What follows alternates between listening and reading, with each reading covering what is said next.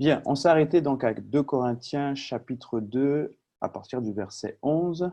On avait vu donc, on avait fait un peu la carte d'identité de 2 Corinthiens et on se souvient simplement que dans 2 Corinthiens, Paul en fait écrit cette lettre après un deuxième passage qu'il a effectué donc après un premier passage qu'il a effectué donc à Corinthe. Et comme il y a encore des dissensions et qu'il y a des gens qui refusent toujours d'être disciplinés dans ce que Paul leur explique, alors il écrit cette lettre. Il a commencé cette lettre d'abord, dans un premier temps, pour pouvoir faire part aux autres, enfin à sa communauté, déjà de son affliction, de sa souffrance, et ensuite il leur parle également de sa consolation et de comment Dieu en fait a comment Dieu fait les choses pour qu'ils puissent eux-mêmes être en fait dans la foi et fermes et affermis dans la foi. Donc voilà, dans cette première lettre de Corinthiens, Paul aux Corinthiens, on voit un Paul plein d'humilité, un Paul plein d'affliction, qui parle de ses souffrances, qui parle de ses peurs aussi, hein, lorsqu'il parle de la tribulation en Asie.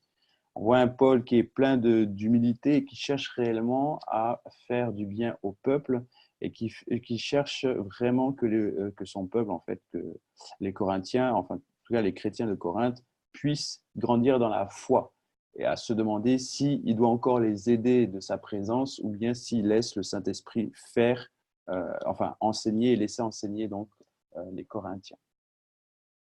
Donc voilà un petit peu dans ce que nous avons vu hier. Et nous allons poursuivre. Donc on s'est arrêté au chapitre 2, verset 11. On avait fini donc par le verset 11. Et on va continuer donc au chapitre 2, verset 12. Et on va aller jusqu'au 4. Et ce sera bien suffisant pour aujourd'hui, pour qu'on puisse commencer à attaquer demain une deuxième partie. Je fais la lecture. Au reste, lorsque je suis arrivé à Troas pour l'évangile de Christ, quoique le Seigneur m'y eût ouvert une porte, je n'eus point de repos d'esprit, parce que je ne trouvais pas Tite, mon frère. C'est pourquoi, ayant pris congé d'eux, je suis parti pour la Macédoine. Grâce soit rendue à Dieu, qui nous a fait toujours triompher en Christ et qui dépend par nous en tout lieu l'odeur de la connaissance. Nous sommes en effet pour Dieu la bonne odeur de Christ parmi ceux qui sont sauvés et parmi ceux qui périssent. Aux uns, une odeur de mort donnant la mort, aux autres, une odeur de vie donnant la vie. Et qui est suffisant pour ces choses? Car nous ne le falsifions pas, point la parole de Dieu, comme font plusieurs. Mais c'est avec sincérité, mais c'est de la part de Dieu que nous parlons en Christ devant Dieu. Commençons-nous de nouveau à nous recommander nous-mêmes, ou avons-nous besoin, comme quelques-uns, de lettres de recommandation auprès de vous ou de votre part? C'est vous qui êtes notre lettre écrite dans nos cœurs, connue et lue de tous les hommes. Vous êtes manifestement une lettre de Christ écrite par notre ministère, non avec de l'encre, mais avec l'Esprit du Dieu vivant, non sur des tables de pierre, mais sur des tables de chair sur les cœurs. Cette assurance-là, nous l'avons pas par Christ auprès de Dieu. Ce n'est pas à dire que nous ne soyons ce n'est pas à dire que nous soyons par nous-mêmes capables de concevoir quelque chose comme venant de nous-mêmes. Notre capacité, au contraire, vient de Dieu. Il nous a aussi rendus capables d'être ministres d'une nouvelle alliance, non de la lettre, mais de l'esprit, car la lettre tue, mais l'esprit vivifie.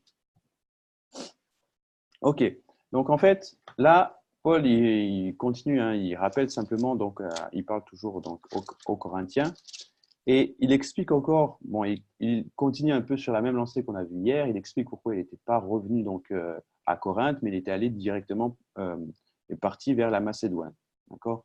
Et donc, il dit, en fait, finalement, il continue à dire pour quelle raison il n'est pas revenu en Macédoine, et il dit ici, tout simplement, qu'il n'a pas besoin de se justifier de lettres de recommandation, il n'a pas besoin de se le justifier par l'écriture en disant que voilà ce que Dieu fait avec avec lui et ce que Dieu fait dans l'église de Corinthe, mais simplement, il peut simplement s'appuyer sur le Saint-Esprit et faire confiance au Saint-Esprit que les Corinthiens ont. Et c'est pour cette raison, en fait, finalement, qu'on connaît ce verset qui dit que c'est sur des lettres de chair qu'on peut lire les œuvres du Saint-Esprit dans le cœur des personnes et que ça ne sert à rien, en fait, d'avoir des lettres écrites pour dire des recommandations, alors qu'il y a, en fait, parmi eux des gens, justement, qui se recommandent avec des lettres. Et en fait, finalement, c'est vraiment du blabla. Ils essaient de falsifier la gloire de Dieu dans la vie, en fait, des prédicateurs de l'Évangile. Ils essaient de se recommander donc à l'Église de Corinthe, juste simplement avec des lettres, alors qu'il dit, en fait, et c'est pour cette raison qu'il dit que non. Alors, au verset 6, c'est pour cette raison qu'il dit « Il nous a aussi rendus capables d'être ministres d'une nouvelle alliance, non de la lettre, mais de l'esprit, car la lettre tue, mais l'esprit vivifie. » Et c'est pour cette raison qu'il dit cela. Je vais vous lire simplement le commentaire du verset 17, le verset, non, attendez, oui, le verset 17 du chapitre 2. « Car nous ne falsifions point la parole de Dieu comme font plusieurs, mais c'est avec sincérité, mais c'est de la part de Dieu que nous parlons en Christ devant Dieu. » Alors, le commentaire dit ceci. Ici, Paul décrit les prédicateurs qui atténuaient les exigences de l'Évangile pour gagner de l'argent, acquérir de la crédibilité et du succès. Ils étaient doués et persuasifs, cependant secrètement peu sincères. Ils étaient avides d'argent et recherchaient la célébrité. Voilà. Donc là, il est en train de parler des prédicateurs qui viennent séduire le peuple de Dieu juste parce qu'en fait, ils ont besoin d'argent et qui ne s'occupent pas vraiment de leur état spirituel, mais qui s'occupent plutôt de leur état financier dans le sens où ils veulent gagner de l'argent de ces croyants. Et vous voyez finalement que l'Église d'aujourd'hui les combats de l'Église d'aujourd'hui n'ont pas vraiment changé. Il y a toujours des gens qui sont avides d'argent et qui veulent du pouvoir, qui veulent gagner beaucoup des communautés chrétiennes sans en fait vouloir réellement travailler et sans vouloir que ces gens puissent grandir dans la foi. D'accord ? Donc du coup, c'est ce qu'on voit aujourd'hui dans ce passage, dans ce contexte et dans cette histoire. Et c'est pour cette raison qu'il dit que ne vous arrêtez pas à ce que les gens montrent, ne vous arrêtez pas en fait à ce qui est écrit dans la lettre, parce que la lettre, on peut la falsifier, on peut falsifier les mots, on peut falsifier ce que les gens vont dire, ils peuvent arriver avec des super CV, mais à l'intérieur, en fait, c'est vide, à l'intérieur, il n'y a pas d'esprit, à l'intérieur, il n'y a pas de vie et ça ne communique pas la vie. C'est pour ça qu'à un moment donné, il parle de vie et de mort. C'est juste avant où il parle au verset 15. Nous sommes en effet pour Dieu la bonne odeur de Christ parmi ceux qui sont sauvés et parmi ceux qui périssent. Là, il parle de lui, il parle de Timothée, il parle de Tite. Au verset 16, aux uns une odeur de mort donnant la mort. Donc là, il parle des faux prédicateurs. Aux autres, une odeur de vie donnant la vie. Et là, il parle donc justement en fait des prédicateurs tels que lui, tels que Tite, tels que Timothée, tels que Pierre, etc. Et c'est intéressant qu'ils le disent parce que finalement, on se rend compte qu'un prédicateur, par exemple, qui est vide de sens, qui est vide à l'intérieur, il a plus la chatte, la communication, le charisme, plus que l'esprit, eh bien, il est en train de tuer le peuple de Dieu. Il est en train de tuer les gens. Or, celui qui a la vie apporte la vie aussi. D'accord ? C'est pas comme si celui qui n'a rien, enfin celui qui a à l'intérieur, qui n'a pas la vie, n'apporte rien. C'est pas ça. C'est celui qui n'a rien apporte la mort. Et celui qui a la vie apporte la vie. Et finalement, aujourd'hui, dans le peuple, dans les communautés chrétiennes, eh bien, on se rend compte que c'est encore les mêmes combats, c'est les mêmes choses que nous vivons en fait dans l'Église. Et on se rend compte qu'il y a encore plein de beaux parleurs, des gens qui viennent avec des recommandations de tel prophète, de tel homme de Dieu, qui viennent avec des recommandations, mais finalement, quand on lit dans leur cœur, eh bien, ils n'apportent rien, ils sont avides d'argent, ils veulent acquérir de la crédibilité, du succès, du pouvoir, au détriment en fait, de la vie des croyants. Et c'est pour cette raison qu'il dit « Mais grâce soit rendue à Dieu qui nous a fait toujours triompher en Christ et qui répand par nous en tout lieu l'odeur de la connaissance. Donc c'est au verset 14. Il dit grâce soit rendue à vous. Et je dis aussi grâce soit rendue à Dieu qui nous a permis d'être dans une bonne église où les pasteurs ou le corps pastoral en fait se soucie réellement en fait de nos vies, de notre croissance spirituelle. On va poursuivre au verset 7. Donc chapitre 3 verset 7. Or si le ministère de la mort gravé avec des lettres sur des pierres a été glorieux au point que les fils d'Israël ne pouvaient fixer les regards sur le visage de Moïse à cause de la gloire de son visage, bien que cette gloire fût passagère, combien le ministère de l'Esprit ne sera-t-il pas plus glorieux? Si le ministère de la condamnation a été glorieux, le ministère de la justice est de beaucoup supérieur en gloire. Et sous ce rapport qui a été glorieux, ne l'a point été à cause de cette gloire qui lui est supérieure. En effet, si ce qui était passager a été glorieux, ce qui est permanent est bien plus glorieux. Ayez donc cette espérance. Nous usons d'une grande liberté et nous ne faisons pas comme Moïse, qui mettait un voile sur son visage pour que les fils d'Israël ne fixassent pas les regards sur la fin de ce qui était passager.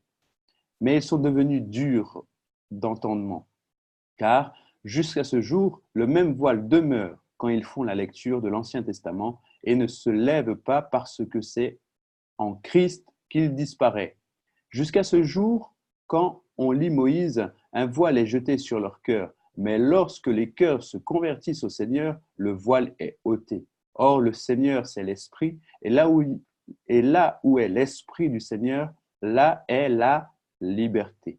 Nous tous qui, le visage découvert, contemplant comme un miroir la gloire du Seigneur, nous sommes transformés en la même image, de gloire en gloire, comme par le Seigneur l'Esprit. Wow. Du coup, on comprend d'où vient ce verset et on comprend maintenant qu'est-ce que ça veut dire. Bon, je reviens un petit peu en arrière, donc au verset 7, où il continue en fait de parler donc par rapport, il prend un exemple entre l'ancienne alliance et la nouvelle alliance, entre le peuple d'Israël qui avait donc la loi gravée sur des tables de pierre et entre aujourd'hui les chrétiens qui ont en fait cette loi gravée dans leur cœur maintenant. Et il dit en fait que le ministère effectivement qui était au début donné par la loi, au temps de Moïse, c'était une gloire passagère, parce que Dieu l'a donné, et c'était passager, en fait, tout simplement, parce que, comment dirait, verset 9, si le ministère de la condamnation était glorieux, le ministère de la justice est de beaucoup plus supérieur en gloire. C'est-à-dire que le ministère de la condamnation, quand il dit le ministère de la condamnation, c'est à cause de la loi, parce que la loi condamnait le peuple de Dieu. Et au travers de cette loi, eh bien, Dieu se glorifiait quand même, parce que ce n'est pas parce qu'il y avait la loi que les gens en fait ne vivaient pas bien. Non, Dieu arrivait à se glorifier au travers de cette loi, parce que c'était une loi qui était bonne, que Dieu avait donnée, et que le peuple respectait. Pas toujours, c'est vrai, mais le respectait quand même. Et au travers de cela, Dieu était glorifié. Et maintenant, il dit en fait, Paul, certes, les gens étaient, certes, il y avait la gloire de Dieu au travers du ministère de la condamnation, mais aujourd'hui, en fait, la gloire est permanente, la gloire de Dieu est éternelle parce que nous sommes plus sous un ministère de la condamnation, mais nous sommes sous un ministère de la justice. Et c'est la justice par la foi. Nous avons été justifiés par le sang de Jésus. Nous ne sommes plus justifiés par le sang des bêtes qui est temporaire, mais nous sommes maintenant justifiés par le sang de Jésus qui est éternel. Et c'est en quoi, et c'est pourquoi en fait, Paul est en train de parler de ça. C'est pour cette raison qu'il est en train de parler en fait de ce qui est glorieux, de ce qui n'est plus passager, mais de ce qui est permanent. Et c'est en fait, pourquoi il le dit maintenant? Ça, c'est aussi important. Il le dit parce qu'il est ministre d'une nouvelle alliance. Et ce n'est plus en fait avec la loi qu'on vient, ce n'est plus avec l'écriture. Rappelez-vous que juste avant, il parlait en fait des recommandations, des gens, des prédicateurs de l'évangile qui cherchaient la gloire, qui cherchaient en fait, qui cherchaient la gloire, le succès, l'argent, et qui venaient avec des recommandations, le fait de main d'homme, et il parlait de l'écriture, des choses qu'ils pouvaient lire. Voilà. Donc, il revient, il donne un autre exemple et continue en fait sur la même pensée à dire qu'il est ministre de l'évangile de la nouvelle alliance, et il fait encore le rapport en disant que maintenant que nous sommes sous l'esprit, eh bien, il y a plus de puissance et de vérité, et il y a plus aujourd'hui, en fait, et Dieu se glorifie davantage. Donc, c'est pour cette raison qu'il les met en garde encore, et continue à les mettre en garde par rapport à ceux qui viennent, en fait, avec des mauvaises motivations et qui n'ont pas l'esprit, qui viennent avec des lois, qui viennent avec des doctrines, qui viennent avec des principes pour les dominer, mais qui ne viennent pas et qui ne les laissent pas avec l'esprit. Et rappelons-nous, en fait, au chapitre 2, que Paul, en fait, était hésitant. Il voulait repasser, en fait, par Corinthe pour aller en Macédoine, mais il s'est dit non, il ne le fait pas, il laisse le Saint-Esprit les enseigner. Et il aurait pu, en fait, revenir et s'assurer que l'Église va bien, se porte bien, et s'assurer, en fait, que les prédicateurs de l'Évangile, les faux, en fait, disparaissent du milieu d'eux, ne les approchent pas, etc. Il aurait pu venir, mais il a préféré ne pas revenir et laisser, en fait, le Saint-Esprit leur enseigner toutes choses. Et c'est pour cette raison qu'il continue dans cette même lancée en leur disant que c'est un ministère de Nouvelle Alliance, déjà de 1, qui est géré par le Saint-Esprit et en qui il a pleinement confiance dans le Saint-Esprit pour leur enseigner toutes choses. Et ensuite, il continue en disant que la gloire de la Nouvelle Alliance est beaucoup plus importante et beaucoup plus puissante de celle de la doctrine et de la loi. Bien. Et du coup, il continue en parlant en fait du peuple juif, enfin oui, des juifs en fait qui sont voilés par rapport à Jésus-Christ. Et il en parle en connaissance, puisque lui-même, il a été voilé. Lui-même, c'était un juif. Lui-même, il avait la connaissance de Dieu, mais il n'avait pas la connaissance en fait de Christ. Il a été voilé. Et c'est pour cette raison qu'il dit que lorsque le voile saute en fait de son visage, il est comme il est délivré par cette connaissance, et cette connaissance lui apporte la vérité. Et c'est pour cette raison en fait qu'on connaît ce verset un peu plus tard, qu'on connaît le verset qui dit justement « Nous tous, le visage découvert, contemplons comme dans un miroir, la gloire du Seigneur. Nous sommes transformés en la même image, de gloire en gloire, comme par le Seigneur, l'Esprit. » Donc là, il revient et termine en fait le chapitre, enfin, il termine cette partie par encore en rappelant que c'est par l'Esprit qu'il est transformé.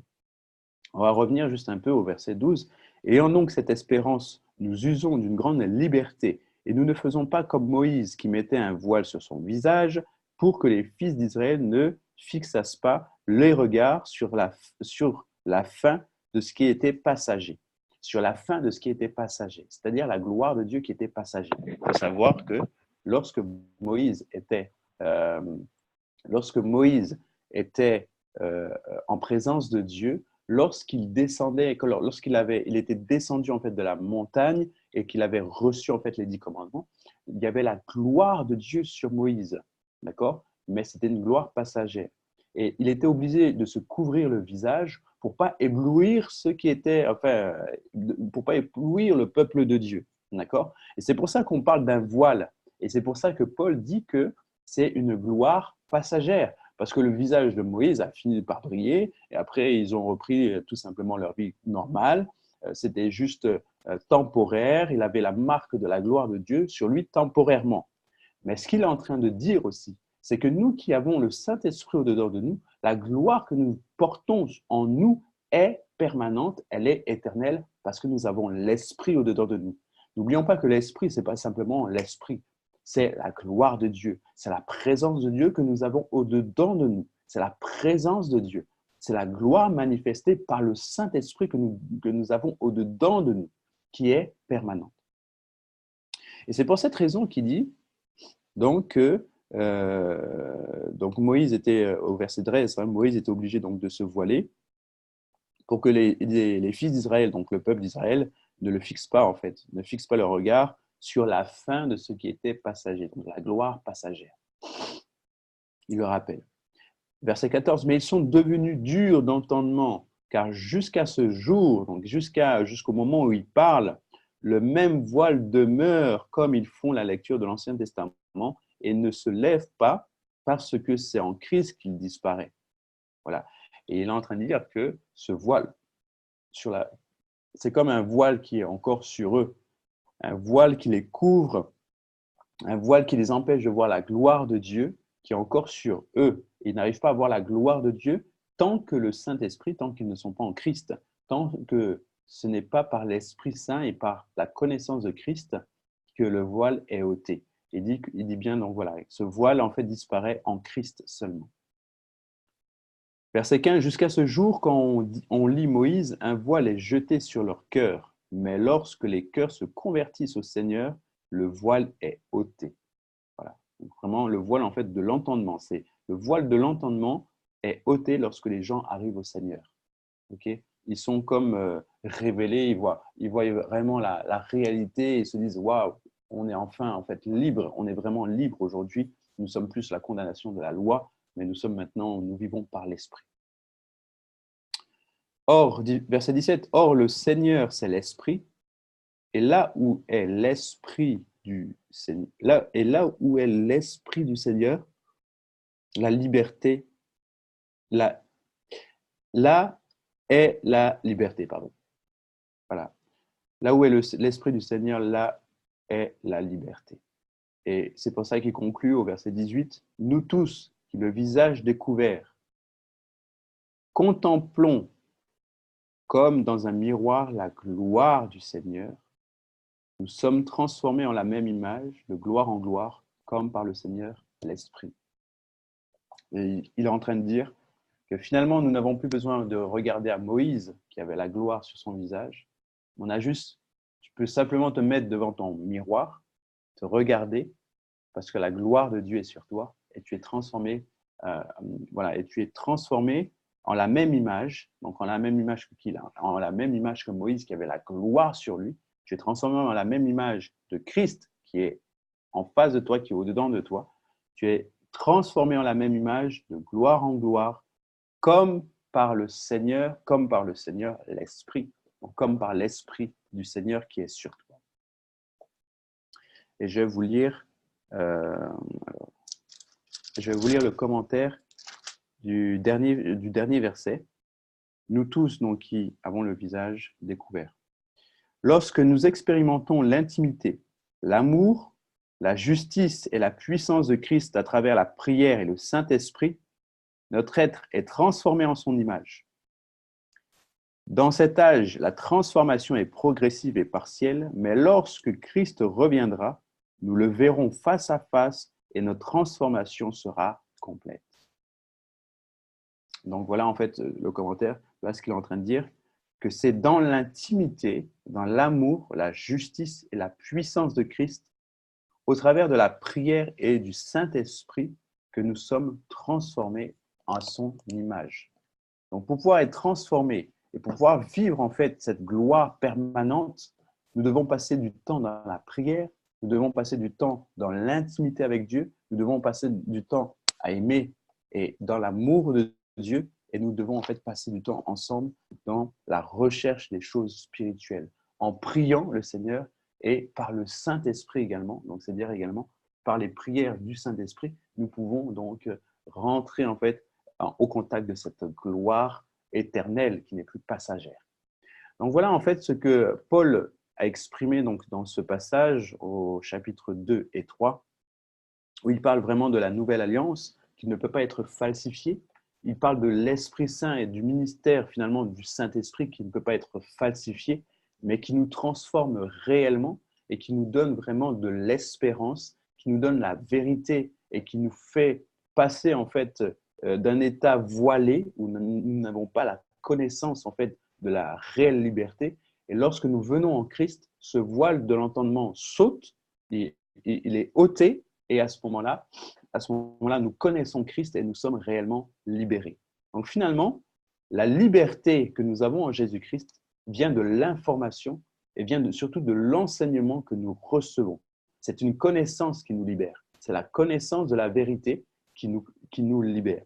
À combien plus forte raison aujourd'hui, en tant que chrétien, il faut faire attention à ce que nous écoutons. Il faut faire attention à qui vous écoutez sur Internet. Il faut faire attention à qui est autre que le PP, bien entendu, autre que le pasteur que nous avons. Il faut faire attention à qui est-ce que nous écoutons. Parce que si l'information en Jésus-Christ nous a permis d'être réellement affranchis, parce que c'est l'Esprit de Dieu, à combien plus forte raison que parfois, nous pouvons être aussi en fait retenus captifs à cause d'une connaissance que nous ne devrions pas avoir, à cause d'une information que nous recevons et qui n'était pas bonne pour nous.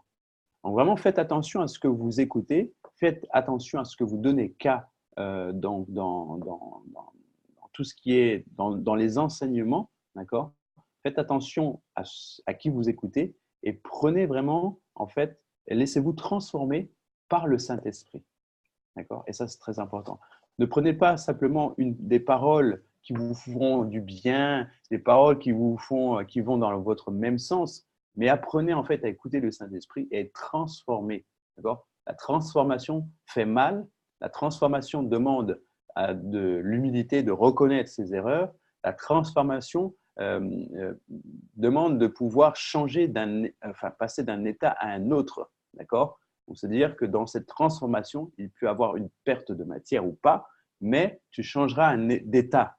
Donc, il faut que tu puisses arriver aussi à écouter ce que la parole de Dieu te dit. Il faut que tu la mettes en pratique aussi, même si ça fait mal, c'est pour une transformation. Et ce n'est pas pour n'importe quelle transformation, c'est pour une transformation de gloire en gloire. Donc, ce que tu es aujourd'hui, ce n'est rien par rapport à ce que tu seras demain. Amen. Et je vais terminer par là. Ok, je vous invite à démuter vos micros. On va prier ensemble.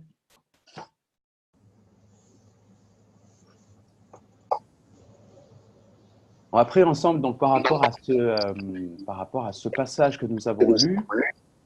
Donc, chapitre 2 et chapitre 3, on a bouclé. Gloire à Dieu. Et on va prier vraiment pour notre vie afin que nous puissions être transformés, que nous ne puissions pas nous laisser séduire par d'autres prédicateurs de l'Évangile que nous découvrons peut-être sur Internet ou sur d'autres réseaux, mais que nous puissions toujours rester en Christ, que nous puissions toujours rester accrochés à la parole de Dieu, que nous puissions toujours rester enseignables par le Saint-Esprit et que le Saint-Esprit nous change. Prions ensemble.